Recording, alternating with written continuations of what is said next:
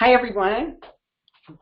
Thank you for joining us today. My name is Diane Manuel, and I'm with Urban Wealth Management. Thank you for joining us for our Smart Women Savvy Money webinar. Let me take a second and introduce you to both me and Urban Wealth Management. Urban Wealth Management is a full-service financial advisory firm. We do financial planning, we manage investments, and we help our clients with insurance to help them get their financial lives in order, help them optimize and maximize their wealth so that they're able to achieve their goals. This is our website. Feel free, if you are new to us, to cruise around. Typically our clients are women who have families and businesses and are active in their communities and philanthropy. Additionally, on our website, let me walk you through that for a second. You'll find all types of information. You'll see this is our home site. You can delve in a little bit and get some information about our services, our blogs, and our events, including our ones from today and some videos. So please feel free to sign up. If you're not already, get on our newsletter, sign up. We're always promoting our events and our activities. So I'm going to go through our upcoming events so that you all can take advantage of them and sign up when you see something you like. So let me pop down here. First of all, Mount St. Mary's University in Los Angeles is having a leadership conference on the 21st.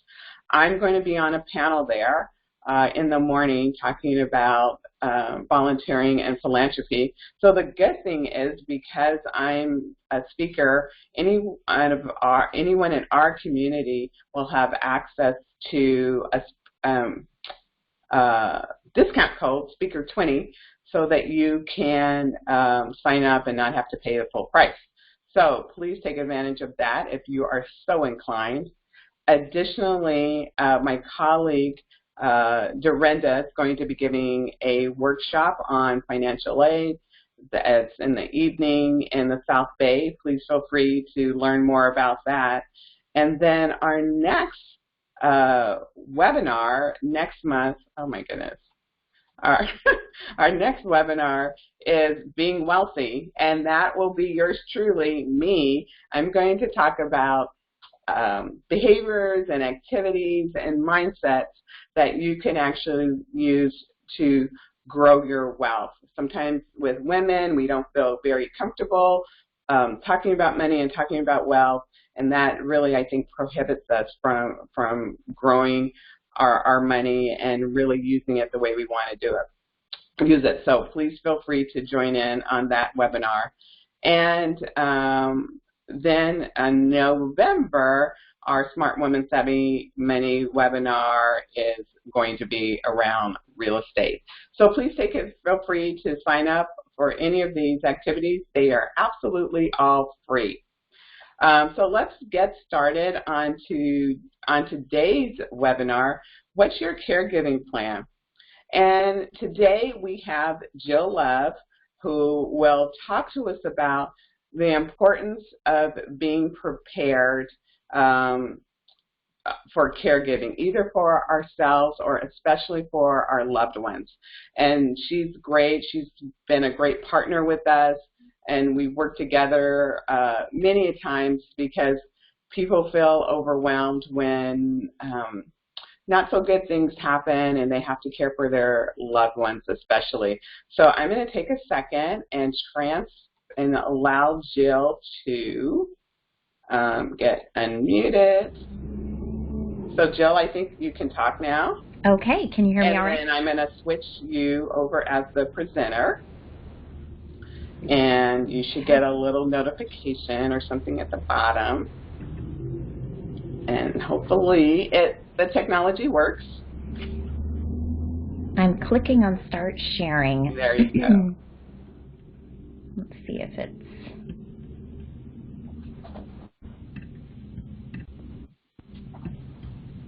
There we go. Cool. Okay. Can you see my computer? Mm-hmm. All right. Yes, we're good to go. So Perfect. I'm going to hand it over to you. Okay, well, thank you so much, Diane, for having me, and welcome to everyone who's joined in. I really appreciate your time, and I want to make the most of the next 25 minutes or so that we have together. And because I know that if you're joining in, there's a reason, and you're a very busy person, and so I'll get right to the meat of things. But you know what? My slide is not advancing. Sorry about that. Okay. All right, we'll start with a quick little background information about me. And I'll tell you that I started my interest in senior care as a child when I saw both sets of my parents, or both of my parents, working with their parents and trying to solve aging care issues and challenges that they had. Now, I come from an intercultural family, so my dad's family is Caucasian American, and so there were a lot of different options, including moving away from home when both of my grandparents ended up needing care. My grandmother had vascular dementia, and she ended up in a small house that was like an assisted living facility. Here in California, we call it board and care. And unfortunately, she and my grandfather ended up being separated at the end of their lives. And it was really a painful process for my dad and his siblings to really figure out what was the best for each one of their parents. And they didn't always agree. They weren't always on the same page with the rest of the family either, the older relatives. And even though love was at the bottom line of every decision, it was messy a lot of the times. And then on my mom's side of the family, they are from the Philippines, and so there's a very different cultural expectation when it comes to caring for your elderly loved ones. And so in the Filipino culture, many times it is to have your aging loved one live with you, or you to live with your aging loved one. And so that's what my parents did. They were fortunate enough to be in a position where they could build a house that had an elevator inside, so it was fully handicap accessible, and it worked out really beautifully. And my mom, the eldest of 6 children, was able to spearhead the caregiving for them. I'm so fortunate that I still have one of my grandparents, my grandma, my Lola, who is still alive, and I love going to visit her and to see her. But seeing my parents making really tough decisions with the rest of their family really inspired me to look into this as a potential career, although I didn't even realize it at the time. But in 2008, I really had the opportunity to dive into senior care, and I started doing sales and marketing for a continuing care retirement community. And that is a type of community that has every level of care within one facility. Independent living, assisted living, memory care, dementia care, and skilled nursing. So it was a wonderful introduction to all different levels of care. But my coworker and future business partner and I realized that most of the people that we were working with, if not the older adults themselves, it was adult children who were completely frazzled, completely overwhelmed, and they had no idea how to make a good decision or help their parents make a good decision about care and next steps for retirement living. And so Leslie and I, in 2012, decided to get our master's degrees in gerontology and start our own company to be able to help families one-on-one navigate the confusing world of senior care. Along the way, I also got my certificate to run retirement communities here in California, just to give me extra insight and knowledge into the regulations and the rules governing all types of communities in California.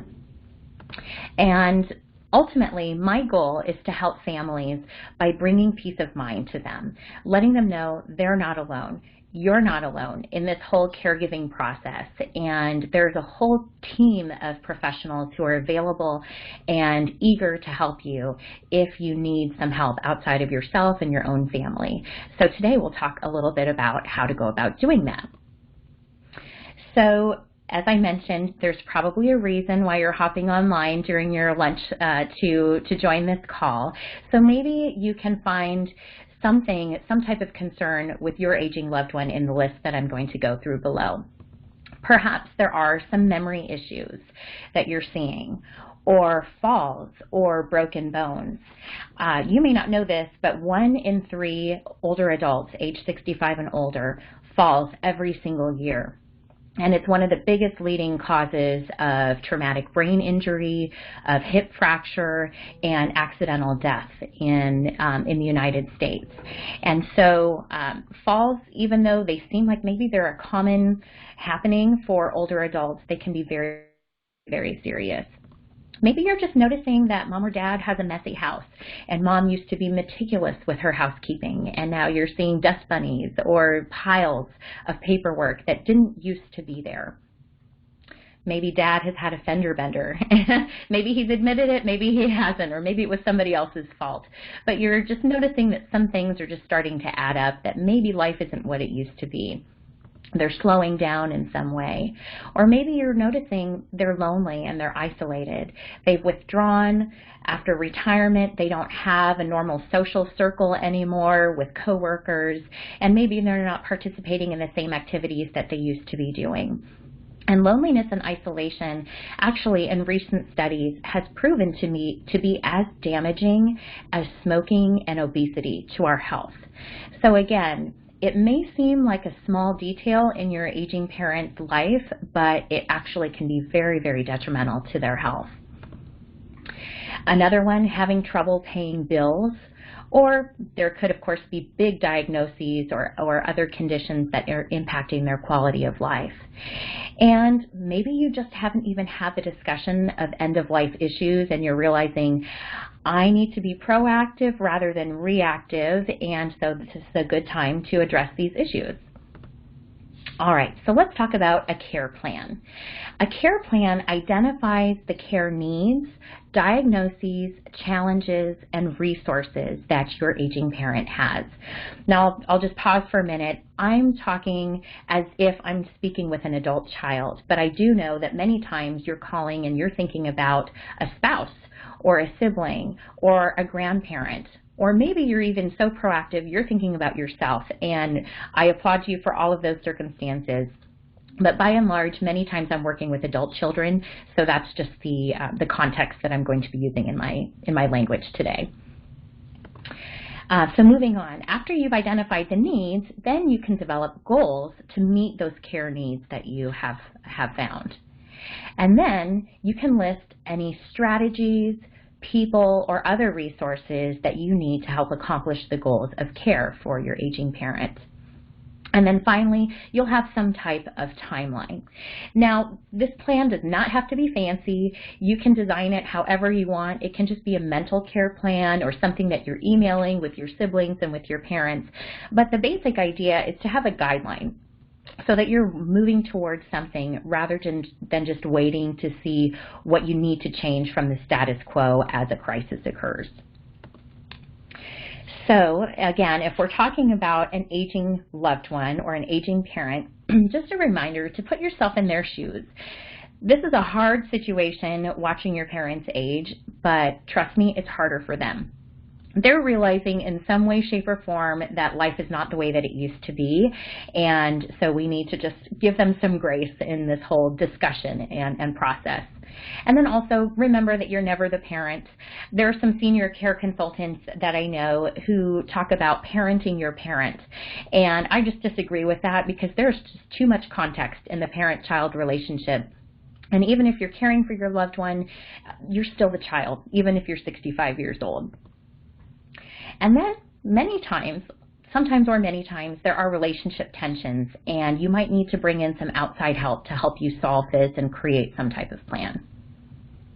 And then start thinking about your parents' values, beliefs, hopes, and dreams. We'll get back to that in just a minute. But first, let's talk about their care needs. There are many aspects of health that you can be considering. Their physical health, we talked about, maybe there are some diagnoses, cancer, diabetes, arthritis, a whole host of issues could be going on. Cognitive issues, dementia, or even mild cognitive impairment, which may lead to dementia, those definitely are cause for concern. Mental and emotional health. depression, anxiety, isolation, those things that we talked about earlier. Spiritual health.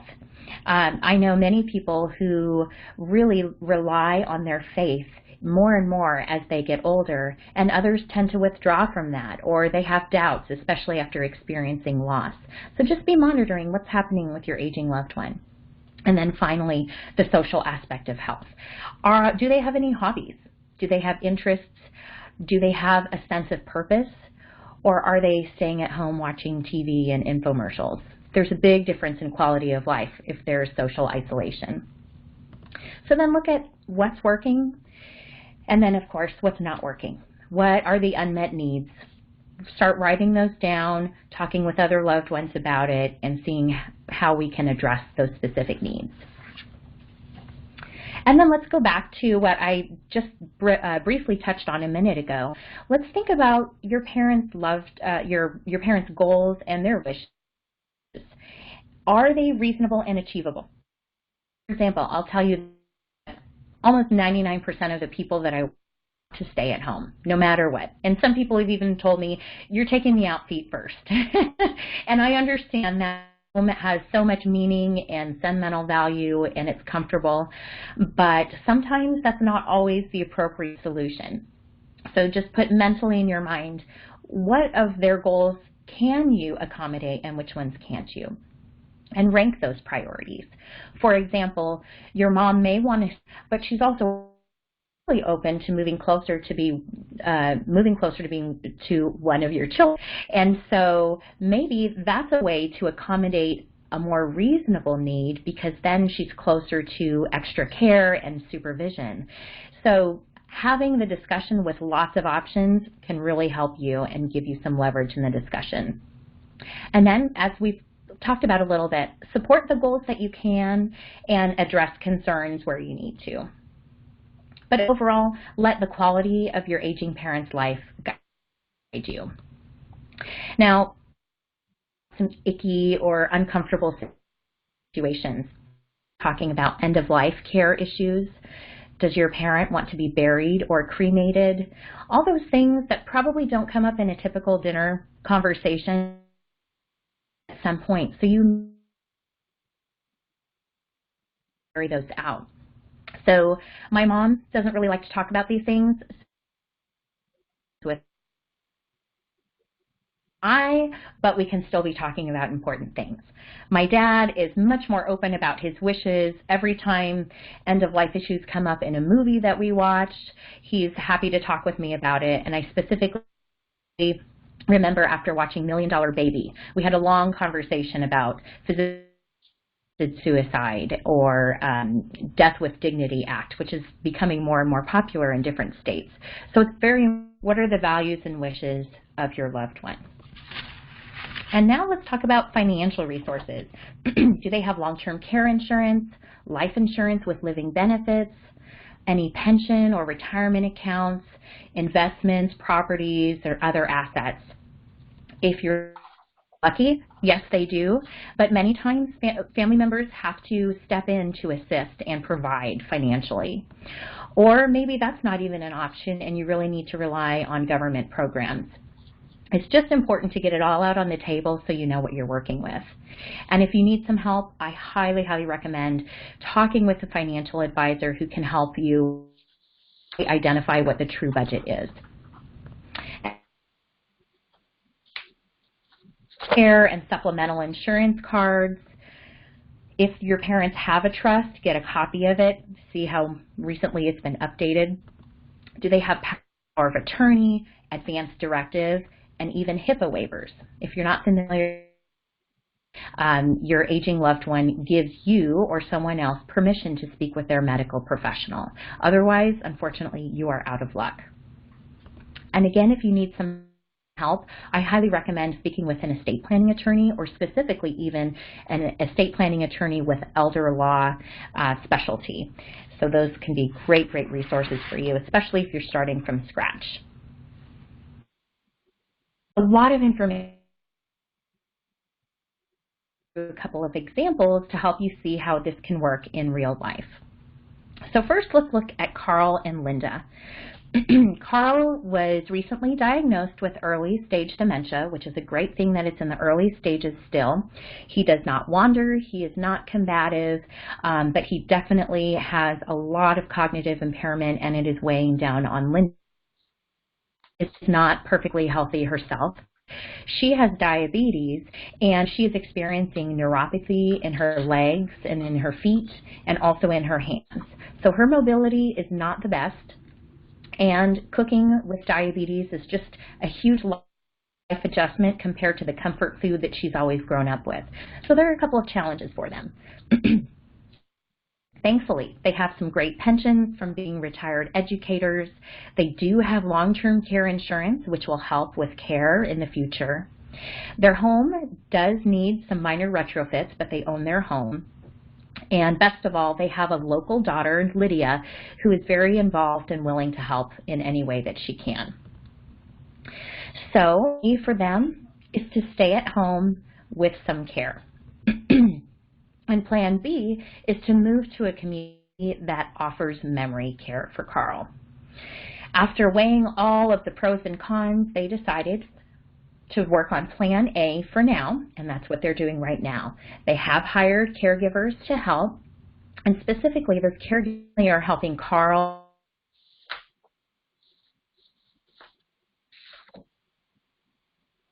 as well.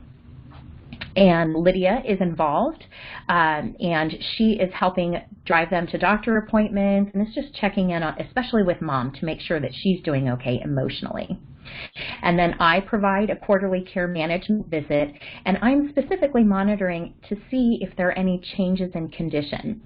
And two big red flags for me would be if Carl starts to wander, or if he has some combative behavior, or if he is up at all hours of the night and he really needs 24-hour supervision.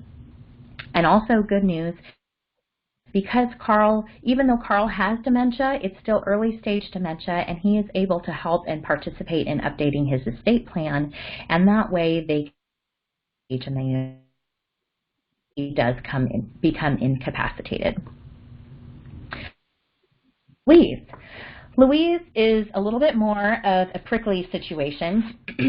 She has battled chronic pain for many, many years. She has arthritis and scoliosis, and because of her chronic pain, she has depression, and she's been divorced for decades and is just used to living on her own, but it's not so great as it used to be. And unfortunately, she also has developed an addiction to her pain medication as well as alcohol. As you can imagine, very dangerous.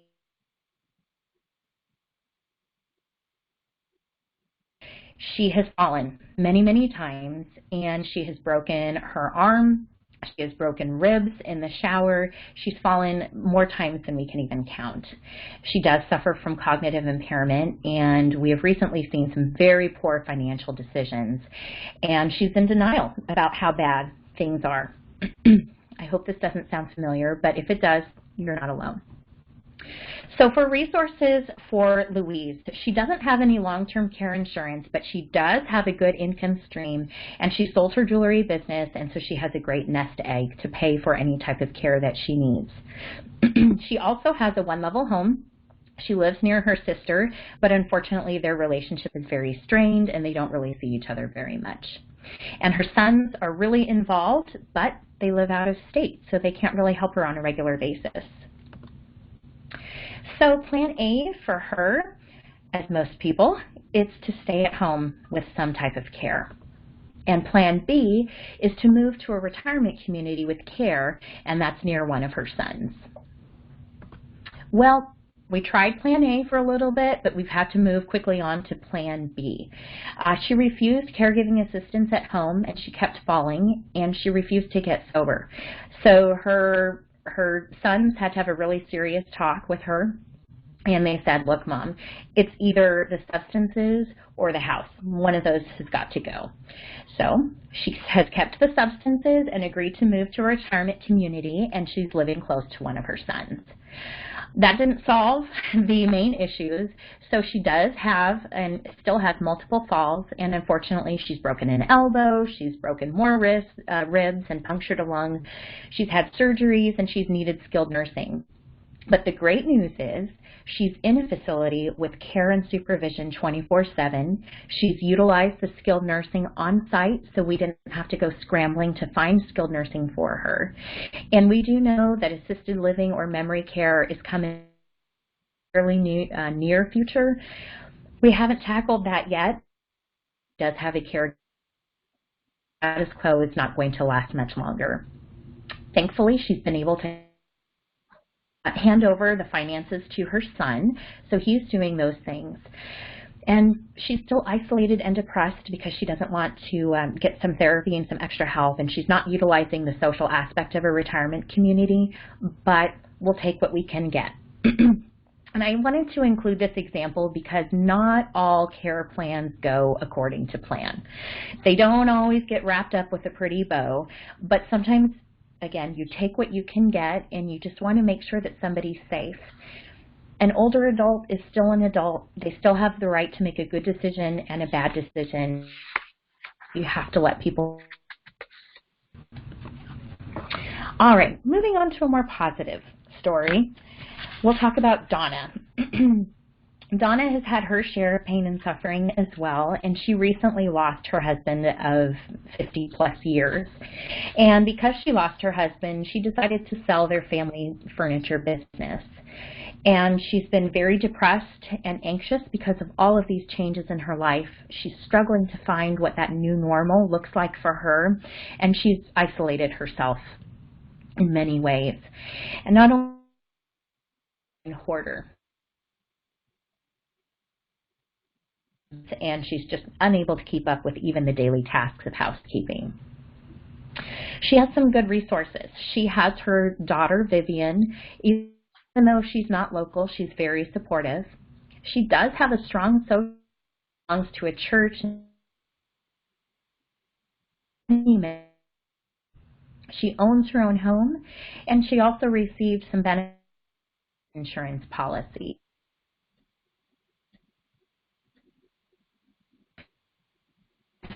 Again, plan A is to remain at home with some help, and plan B is to move to be near her daughter. So she's working on plan A right now, and she's been doing a great job. She has agreed to hire an organizer to help her sift through the mountains of paperwork and also her husband's things and just keep the home tidy and safe, really, for her on a regular basis. She also has a housekeeper, again, to just lighten the load for her so she can be retired and enjoy her retirement. She has not agreed to go to therapy, but she is back involved in her church and she's attending local activities and events. And her daughter has stepped in to help with closing the sale of the business and is really walking alongside her mom so she doesn't feel like she's doing it alone. And the good news is, even though they're working on plan B, they also know that they're working on plan A, but they're moved to be closer to Vivian. So she's open to touring retirement communities in the future.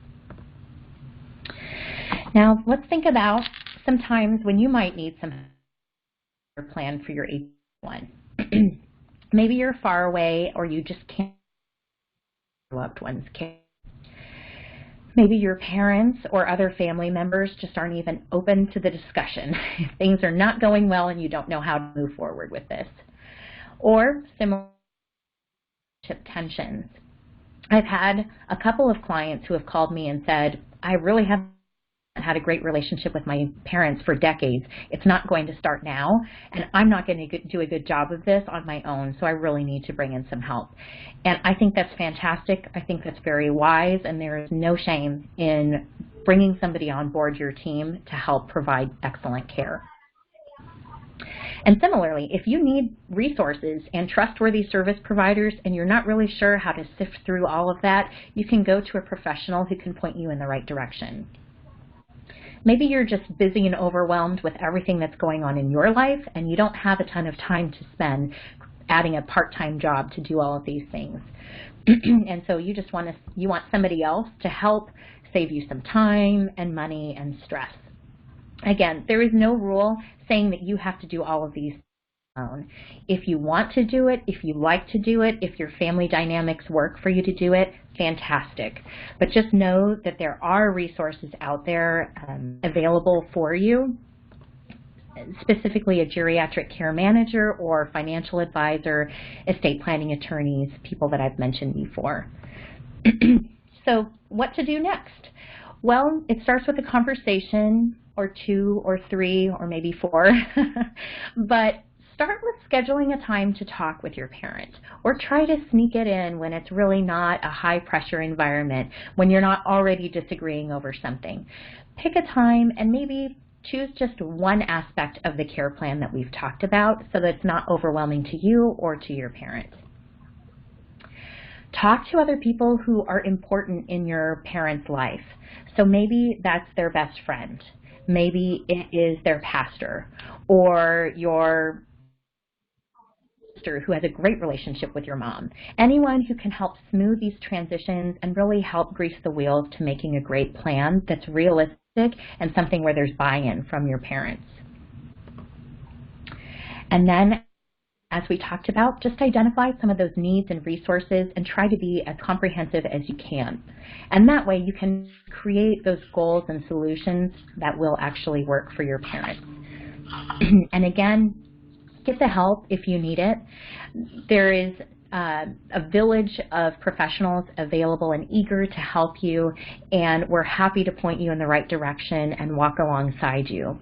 The goal is really just to be proactive instead of reactive. Most of my client work is helping people in crisis, but it is far, far easier to take a couple steps back and to help create a plan that something bad is going to happen or changes are going to happen, but you know what to do and where to go when you need it.